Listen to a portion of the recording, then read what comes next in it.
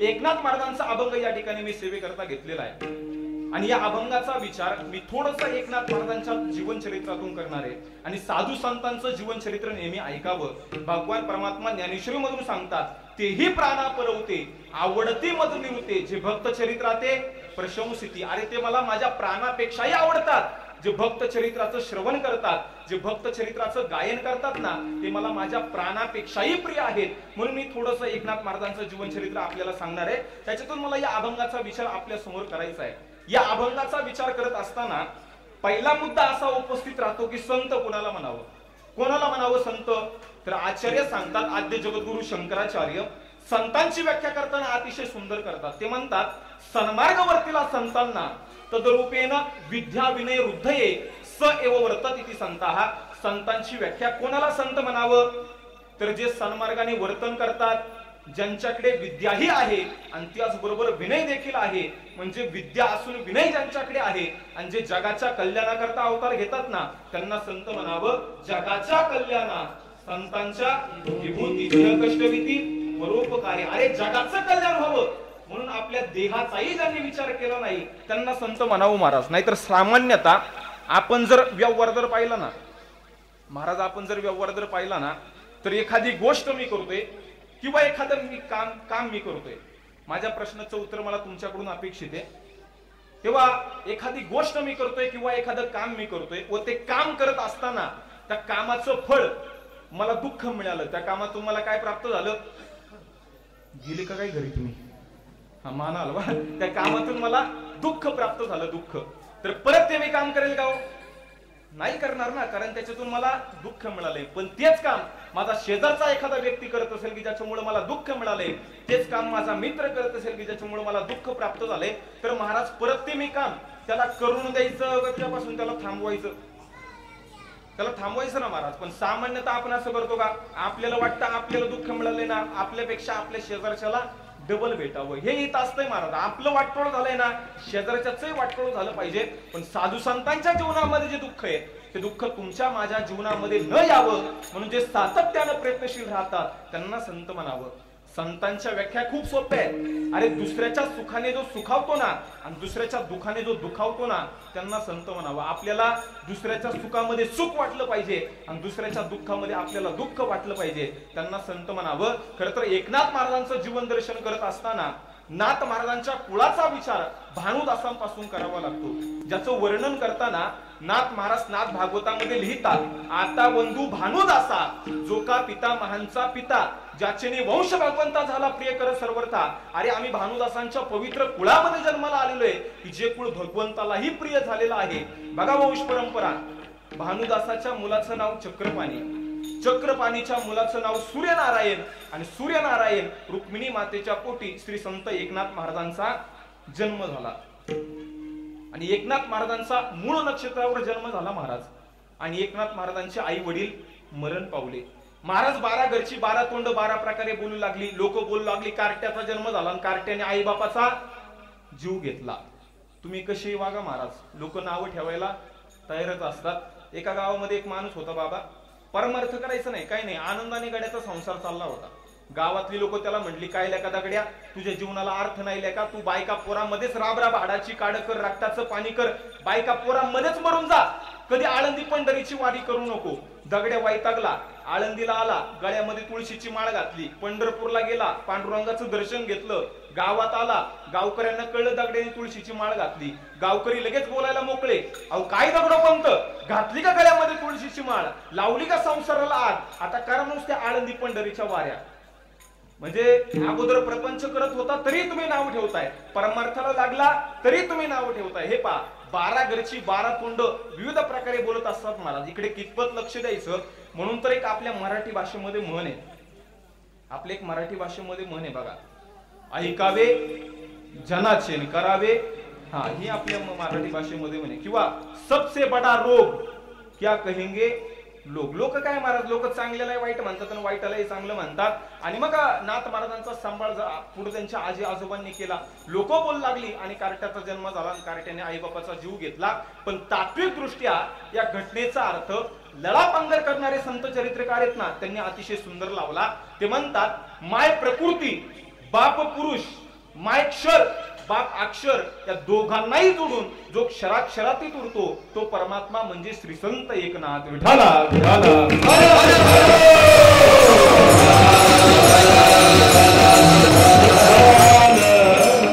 नाथ महाराज संतत्वाला पोचले. महाराज मला या सर्व गोष्टीचा उल्लेख करायचा नाही. नाथ महाराज संतत्वाला पोचले. इतकी श्रेष्ठ भक्ती झाली, इतकी श्रेष्ठ भक्ती झाली की देवाला देवाचा देवपणा टाकून भक्ताच्या घरी काम करावं वाटलं.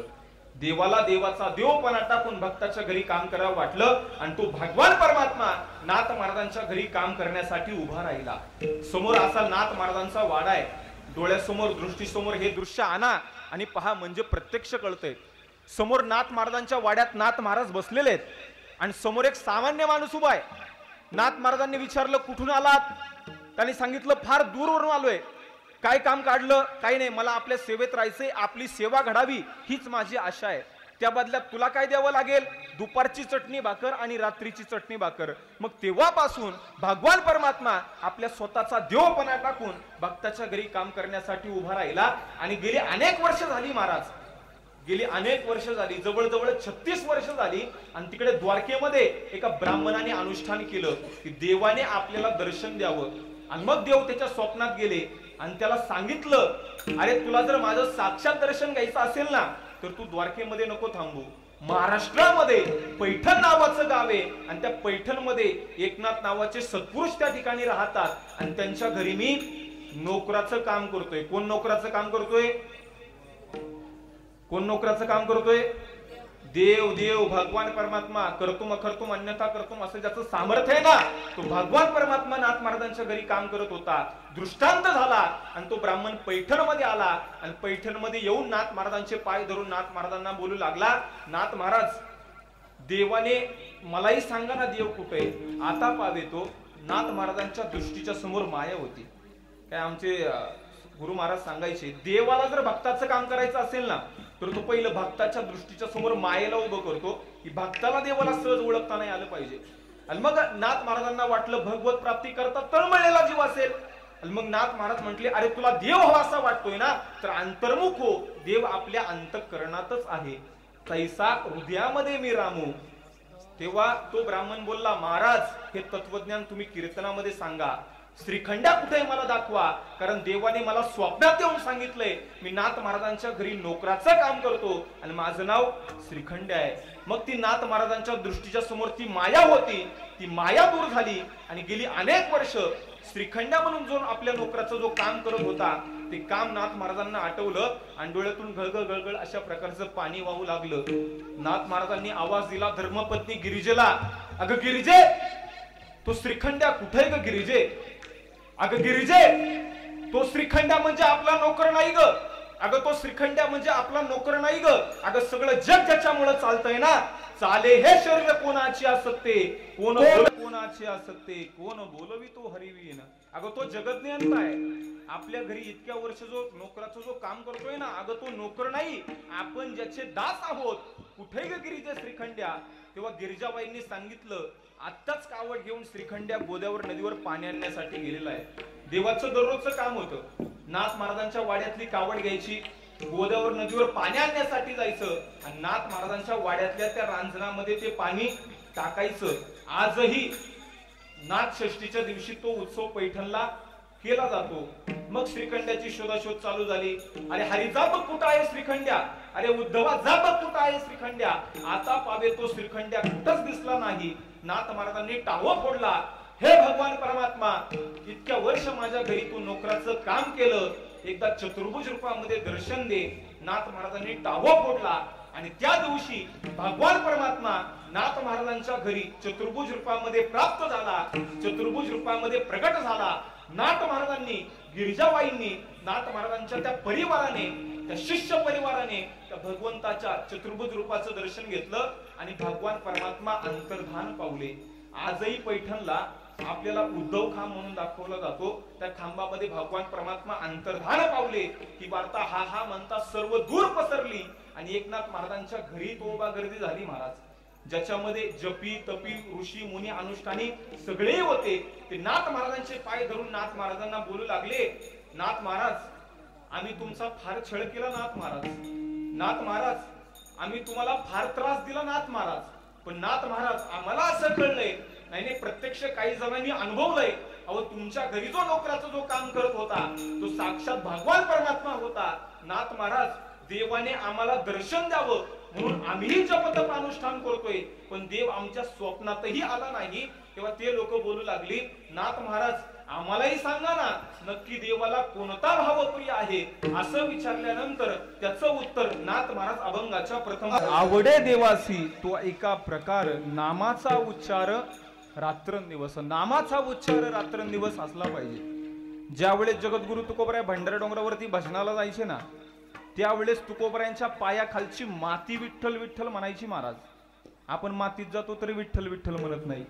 किती मोठी शोकांतिक आहे ना. म्हणजे विठ्ठल या शब्दाचा अर्थ सांगितला, विकारो विधाता, ठकारो नीलकंठा, लकारो लक्ष्मीकांत, हा विठ्ठल नाम अभिधी येते. तर आपण हाताने टाळी आणि मुखाने भगवंताचं विठ्ठल विठ्ठल नाम दिवसातनं 200 वेळा जर घेतलं ना, तर असं म्हणतात की त्या माणसाला हृदय विकाराचा झटका येत नाही, तो त्याचा बीपी सुद्धा लो अशा प्रकारचा राहतो. म्हणजे हे मी नाही सांगितलेलं, हे शास्त्रज्ञांनी मत व्यक्त केलेलं आहे. महाराज म्हणतात, आवडे देवासी तो एका प्रकार. खरं तर देव या शब्दापासून सुरुवात झालेली आहे या अभंगाची. बरं, देव कोणाला म्हणावं, तर देतो त्याला देव म्हणावं. दिली इंद्रिय, हात पाय कान डोळे मुख बोलाया वचन, देतो त्याला देव म्हणावं आणि घेतो त्याला जीव म्हणावं. आपण सगळे जीव आहोत बरं का महाराज, आपण सगळे जीव आहोत. पुढचं वाक्य माझं नीट ऐका, देतो त्याला देव म्हणावं आणि घेतो त्याला जीव म्हणावं. म्हणजे एखाद्याचा जीव पण घ्यायला जो कमी करत नाही ना महाराज, त्याला जीव म्हणावं. या देवाच्या विषयी चिंतन करत असताना जर आपण व्याकरणाच्या दृष्टीने जर विचार केला, तर भूतकाळातही देव होता, वर्तमानातही तो आहे आणि भविष्यातही तो असणार आहे. भविष्यात आपण नसू, पण त्याचं अस्तित्व मात्र नक्कीच असणार आहे आणि सर्व वस्तूंमध्ये तो आहे. जेव्हा हिरण्यकशिपूने प्रल्हादाला विचारलं, ह्या खांबात तुझा देव आहे का, हो म्हटले, या खांबातही माझा देव आहे. लात मारली, तिथून भगवान नरसिंह प्रगट झाले. महाराज म्हणतात, विठ्ठल जळी स्थळी भरला, पिता भाव नाही बोलला, किंवा सर्वा घटी राम देहादेही एक सूर्यप्रकाशक श्रेयस्मी. देव सर्व ठिकाणी आहे, फक्त त्याच्या अस्तित्वाची जाणीव आपल्याला झाली पाहिजे. महाराज म्हणतात, तुळशी माळगळा गोपीचंद्र टिळा, हृदयी कळवळा वैष्णवांचा. हे पा, जीवन जगत असताना माणसाच्या जीवनामध्ये माणसाने असं काहीतरी कर्म करावं की जे कर्म देवाला आवडलं पाहिजे. नाहीतर आपण भगवान परमात्म्याने गीतेच्या 15व्या अध्यायामध्ये दुसऱ्या श्लोकामध्ये आम्हाला सरळ सांगितलं, अदोष्य वृदम प्रसुता तस्य शाखा गुण प्रवृत्ता विषय प्रभाला अदश्य मुलानि संततानी कर्मानि बंदीनी मनुष्य लोके. कर्माचं बंधन चुकत नाही कळलं महाराज आम्हाला श्लोक का. श्लोक कळत नाही, ते श्लोक मंडपाच्या वरनं जातो ना, श्लोक कळत नाही. मग नाथ बाबाला विचारा, नाथ बाबा सरळ सांगतात, उपजले मेले ऐसे किती. नाही कळलं महाराज आम्हाला, एकनाथ महाराजांचा श्लोक सुद्धा त्या ठिकाणी कळाला नाही. तर हे जर कळत नसेल तर एखाद्या लग्नामध्ये जाऊन उभा राहा. लग्नामध्ये जर गेला, ब्राह्मण काका हातामध्ये अंतरपाठ धरतात, त्यांच्या एका हातामध्ये माईक. तुला देवानं सांगितलेला कर्मांचा सिद्धांत मान्य नसेल तर नाथ बाबांचं प्रमाण आहे. नाथ बाबांचं प्रमाण तुला कळालं नाही तर आता मी सांगतो ते तरी ऐक. असं काका लग्नात पुन्हा पुन्हा नवरदेवाला सांगतात, पण नवरदेव ऐकत, तुम्ही तर नाहीच म्हणले बा, नवरदेव ऐकत नाही. ब्राह्मण काका सांगतात, बाबा रे आतापर्यंत खेळीमेळीच्या वातावरणात राहिला असशील, पण इथून पुढे तुला असं नाही जमायचं. जबाबदारीचं ओझं तुझ्या खांद्यावरती पडणार आणि ते पडतच असतं.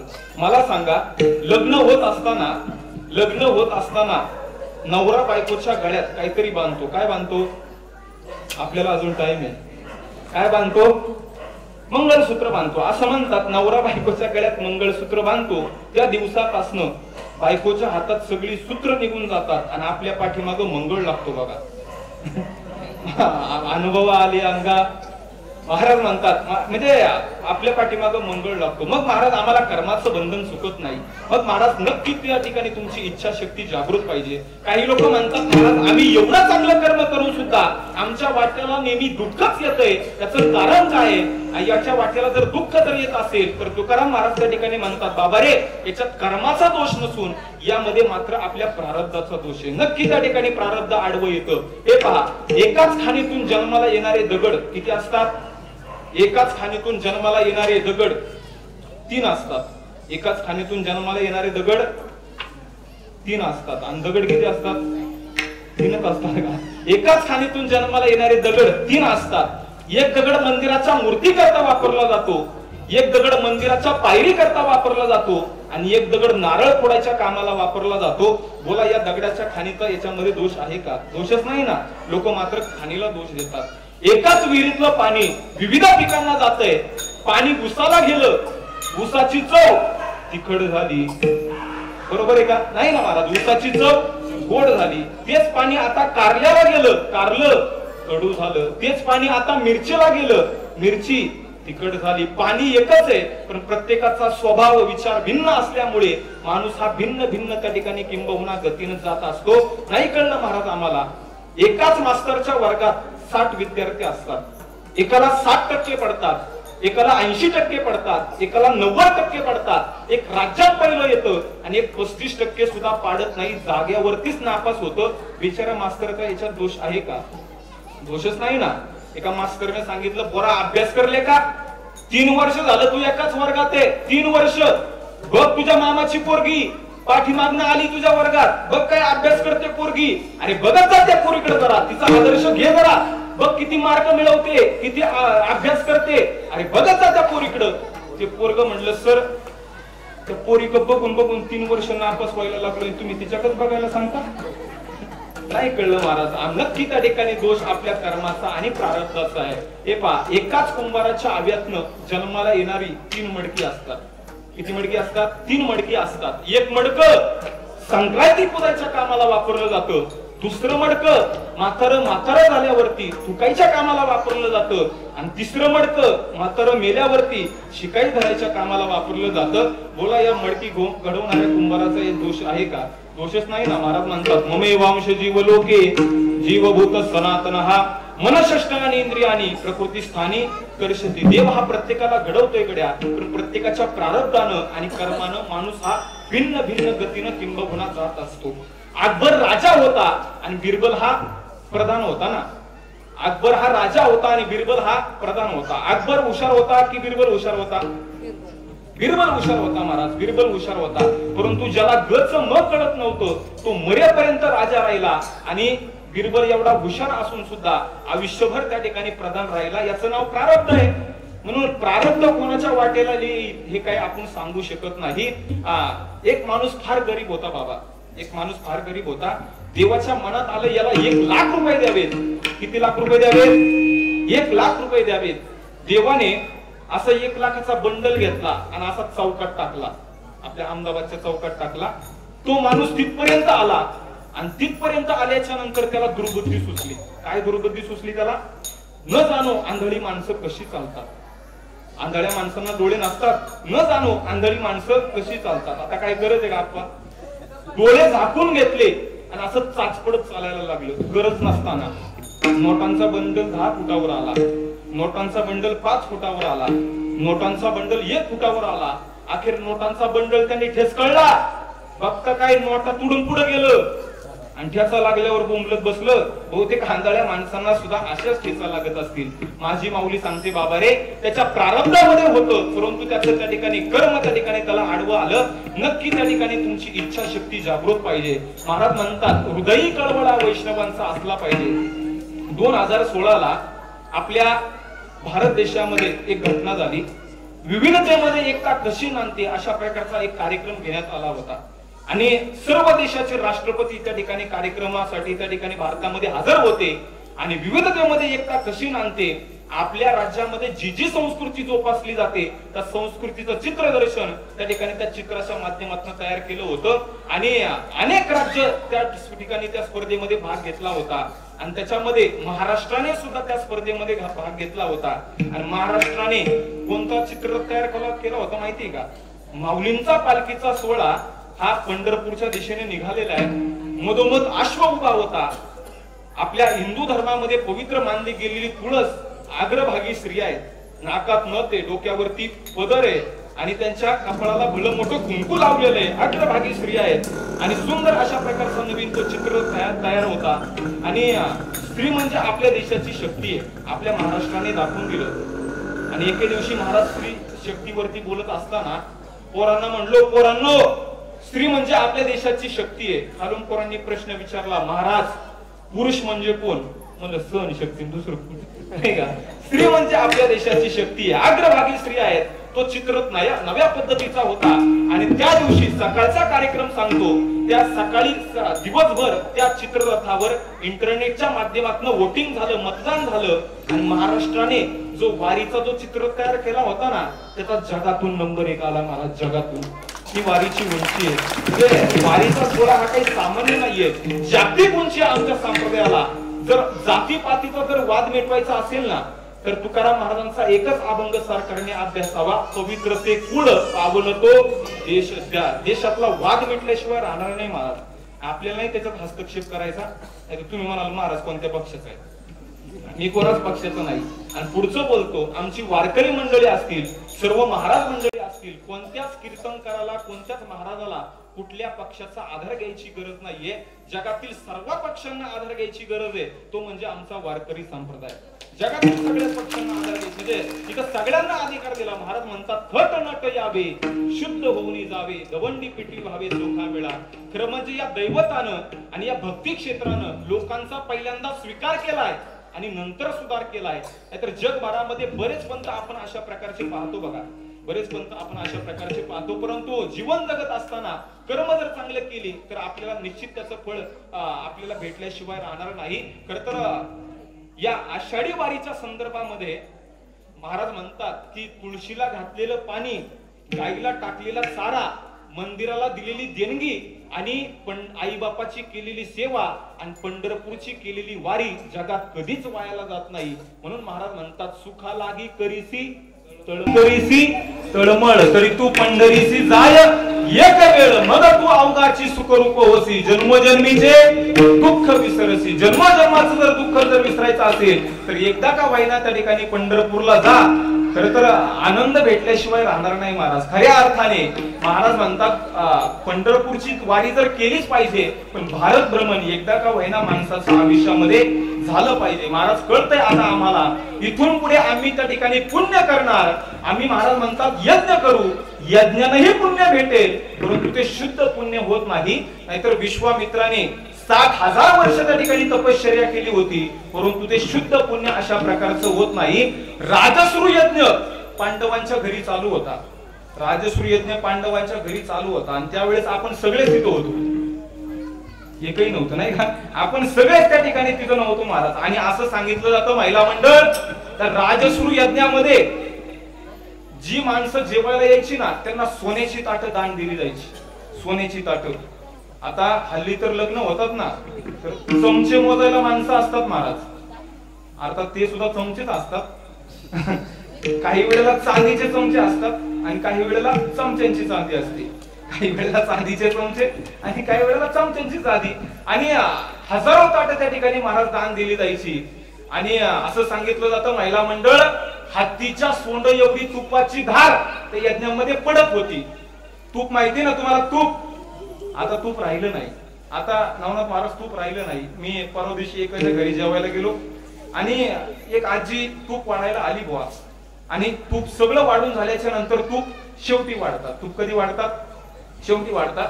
ती तूप वाढायला आली आणि एका हातात वाटी घेऊन आली आणि दुसऱ्या हातात सुई घेऊन आली. सुई म्हणजे डोळ्यात घालते का काय देऊ जाणे.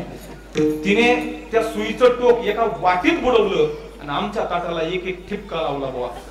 म्हणलं वा ताई, वा आजी, म्हणलं तुमच्यासारखी दानशूरबाई पाहिलीच नाही.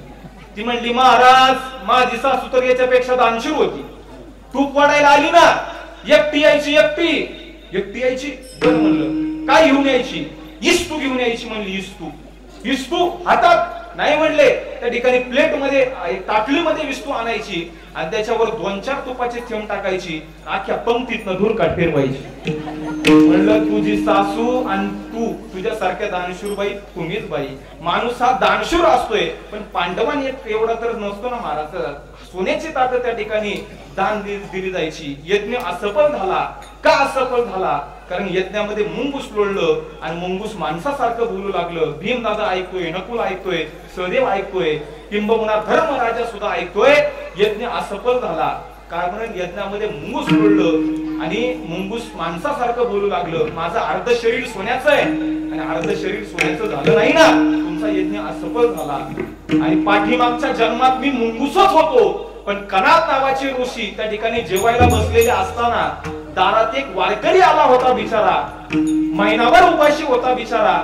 समोर ताट वाढून घेतलं होतं आणि समोर आलेल्या त्या ठिकाणी वारकऱ्याला विमुख पाठवायचं नाही, त्याला जेवण करूनच त्या ठिकाणी माघारी पाठवायचंय. अरे जेवायला घेतलेलं ताट उचललं आणि त्या वारकऱ्याला जेवायला दिलं. अरे भुके पुरतं खाणं याला प्रकृती म्हणतात, भुके पुरतं खाणं याला प्रकृती म्हणतात, भुके पेक्षा जास्त खाणं याला विकृती म्हणतात. आपल्याला भूक लागली असताना इतरांच्या मुखामध्ये घास गेला पाहिजे ही वृत्ती असताना त्याला भारत देशाची संस्कृती म्हणतात. हे मात्र कशाच्या जोरावर महाराज? इच्छा शक्तीच्या जोरावर जीवन जगत असताना माणसं म्हणतात आम्ही यज्ञ करू, यज्ञाने पुण्य भेटेल, परंतु ते शुद्ध पुण्य होत नाही. म्हणून जीवन जगत असताना तुमची कर्तृत्व शक्ती जागृत पाहिजे, ज्ञान शक्ती तुमची जागृत पाहिजे, ज्ञान शक्ती असली पाहिजे. तरुण पोरांनी तर ज्ञान कमवलंच पाहिजे बा, तरुण पोरांनी तर ज्ञान कमवलंच पाहिजे. एका मास्तरच्या वर्गात एक पोरग होतं, क लिहित नव्हतं, क लिहित नव्हतं. त्या पोराने मास्तरने त्या पोराला मार मार म्हणलं, जाय म्हणलं तुझ्या बापाला घेऊन ये, क लिहिता येत नाही साधा तुला. ते पोरग रडत रडत गेलं, पप्पाला घेऊन शाळेमध्ये आलं. अहो तुमचं पोरग आहे ना ते, अहो साधं त्याला क लिहिता येत नाही, क. अहो 2 वर्ष झालं ते एकाच वर्गात ते क लिहित नाही, त्याला क शिकवतोय, शिकत नाही होते. त्या पोराने बापाने पोराला घरी नेलं, मार मार मारलं. का रे पाप्या माझी आबरू घालवतो का काय? अरे क लिहिता येत नाही साधं तुला क, अरे क सोपा असतो ना. ते पोरग म्हणलं पप्पा मला क लिहिता येतो. मग का लिहित नाही? ते म्हणला मी जर आज क लिहिला ना तर ते उद्या ते मास्टर ख शिकवतात म्हणून गच लिहायचं नाही बा. ज्ञान शक्ती पाहिजे, ज्ञानाच्या जोरावर माणसं त्या ठिकाणी मोठी होतात महाराज. इच्छा शक्ती तुमची जागृत पाहिजे. किती इच्छा शक्ती पाहिजे ऐका. आमच्या सावित्रीबाई फुले पतीच्या पाठीमागं पाऊल टाकलं होतं आणि आपल्या पतीला सांगितलं होतं मालक तुम्ही पुढे व्हावं, मी तुमच्या पाठीमागं आहे. त्या काळात त्या ठिकाणी लिहायचा तर अधिकार सोडा, तर माता भगिनींना त्या ठिकाणी वाचायचा अधिकार आणि लिहायचा अधिकार त्या ठिकाणी त्यावेळेस नव्हता. आणि सावित्रीबाई फुले म्हणल्या मी तुमच्या पाठीमागे आहे, मालक तुम्ही पुढे व्हावं. स्त्रीनं मनात आणलं तर स्त्रिया काही करू शकतात. माझं वाक्य तुम्ही ध्यान देऊन ऐका. कुणी म्हणतं आम्हाला शिवाजी व्हायचंय, कुणी म्हणतं आम्हाला मल्हारराव होळकर व्हायचंय, कुणी म्हणतं आम्हाला ज्योतिबा फुले व्हायचंय ना, तर वाक्य माझं ऐकावं लागेल. आपल्या अमेरिकेत देशात एक जन्म घेतलेली एक विलेमा नावाची एक लेख त्यावेळेस आई वडिलांना डॉक्टरांनी बोलून घेतलं इथून पुढे तुमची मुलगी धावू शकणार नाही. काय झालं आमच्या मुलीला? तुमची मुलगी 4 वर्षाची असताना तिला त्या ठिकाणी पोलिओ झाला होता आणि आता तिचं पायाचं ऑपरेशन करावं लागतंय. इथून पुढे तुमची मुलगी धावू शकणार नाही. त्यावेळेस त्या आईनं आपल्या मुलीला उठून उभं राहायची ताकद दिली आणि आपल्या पोरीला आई म्हणली लेकी माणसाने कधी खचून जाऊ नये, माणसाने कधी खचून जाऊ नये, उलट माणसानं खचून जगलं पाहिजे. किती परिस्थिती वाईट होऊ दे, मी तुझ्या पाठीमागे आहे. आणि त्या ठिकाणी आई आपल्या लेकीच्या पाठीमागे उभा राहिली. पोरगी 10 वर्षाची झाली, पोरगी व्हीलचेअर वरती चालायला लागली. पोरगी 11 वर्षाची झाली, पोरगी त्या ठिकाणी पळायला लागली. पोरगी 12 वर्षाची झाली असताना एवढी धावली, एवढी धावली, एवढी धावली. माझं वाक्य ऐका. अमेरिकेत देशात जन्म घेतलेली रुडोल्फ विलिमा नावाची एक लेख 3 ऑलिम्पिक मेडल घेऊनच थांबली. याचं नाव इच्छा शक्ती आहे. इच्छा शक्तीला या जगात किंमत आहे. इच्छा शक्तीनं माणसं मोठी होतात, इच्छा शक्तीनं माणसं मोठी होतात. स्त्री म्हणजे आपल्या देशाची शक्ती पहा. स्त्री म्हणजे मनात आणलं तर स्त्रिया काही करू शकतात. पायाची बोटं तिची असतात पण जोडी मात्र आपल्या नावची असतात. काय असते स्त्री सांगतो तुम्हाला. पायाची बोटं तिची असतात पण जोडी मात्र आपल्या नावची असतात. पाय तिचे असतात पण पैंजण मात्र आपल्या नावचं असतं. हात तिचे असतात पण चुडा मात्र आपल्या नावचा असतो. कपाळ तिचं असतं पण कुंकू मात्र आजही आपल्या नावचं आहे ना. मंगळ त्या ठिकाणी गळा तिचा आहे पण मंगळसूत्र माझं मात्र आजही आपल्याच नावचं आहे. रक्त तिचं आहे, दूधही तिचंच आहे पण पोरग सुद्धा आजही आपल्याच नावचं आहे ना. यापेक्षा स्त्रीनं काय करावं महाराज? यापेक्षा स्त्रीनं काय करावं? असं म्हणतात की ज्याला बाईतली ताई कळाली तो मुक्ताईचा ज्ञाना झाला, ज्याला बाईतली मैत्रीण कळाली तो राधेचा श्याम झाला, ज्याला बाईतली पत्नी कळाली तो सीतेचा राम झाला, आणि ज्याला बाईतली आई कळाली ना तर तो जिजाऊचा शिवबा झाला. तो जिजाऊचा शिवबा झाला कशाच्या जोरावर म्हणा? इच्छाशक्तीच्या जोरावर. सावित्रीबाई फुले भारतातल्याच काय पण या आशिया खंडातल्या पहिल्या मुख्याध्यापिका होता. याचं नाव इच्छाशक्ती आहे. म्हणून त्या ठिकाणी महाराज म्हणतात हा सोहळा काही सामान्य नाहीये महाराज, जागतिक उंची आमच्या संप्रदायाला. महाराज म्हणतात की जीवन जगत असताना, परमार्थ करत असताना चिकित्सेने परमार्थ करायचा नाही, श्रद्धेने परमार्थ करायचा. नाहीतर काही लोक प्रश्न विचारतात ज्ञानेश्वर महाराजांनी खरंच निर्जीव भिंत चालवली का? अशा मूर्खाच्या नादी नाही लागायचं महाराज. आपण जर श्रद्धेने जर परमार्थ केला ना तर परमार्थ आपल्याला नक्की कळेल आणि त्याचं फळ देव आपल्याला दिल्याशिवाय राहणार नाही. जीवन जगत असताना त्या पांडुरंगाला शरण जा. महाराज म्हणतात आलिया संसारा उठा वेग करा, शरण जा उदारा पांडुरंगा. अरे बाबांनो, त्या पांडुरंगाला शरण